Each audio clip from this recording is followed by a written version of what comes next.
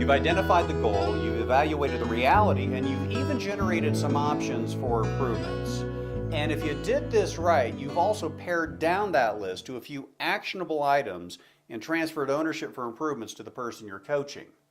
So now you're ready for the final step in the coaching process, and that is to create a way forward. This final step is simply the natural outworking of the three previous steps, and so it should be the easiest one to do. The problem is if you don't state this the right way, or you leave it open-ended, it'll render the rest of your coaching session ineffective and you may not see any improvements at all. So let's take a look at how this step should be done. The way forward needs to be clear, it needs to be specific, and it needs to be stated in a way that both sets expectations and gets a commitment from the person you're coaching. So you'll want to avoid statements that seem ambiguous or open-ended, or that seem to suggest improvements without expectations. For instance, if I say something like, well, Sarah, we've talked a lot about improvements. Do you think you can start doing some of these things?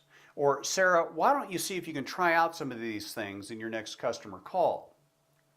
Those statements are far too anemic and far too open-ended to be acted upon. And in all likelihood, Sarah will simply dismiss them and revert back to what she was doing before. So instead, try saying it more forcefully. Sarah, it looks like we've narrowed your list down to some workable options. Let me see if I can summarize them. As I understand it, starting on your next customer call, you're going to improvement 1, improvement 2, improvement 3. Did I get that right? Sarah, have I missed anything there?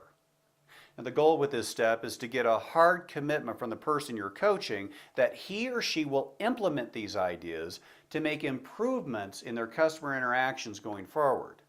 Stating it in this way communicates a clear expectation that the improvements will happen and that it's not an option to continue doing things the old way. Remember, if you did a good job with step 3, then the person you're coaching is the one who came up with these suggestions in the first place. All you're really doing here is holding them accountable for acting on them. Well, that wraps up this edition of the Support Edge. Join us next time when we'll look at some final important thoughts about coaching performance and behaviors.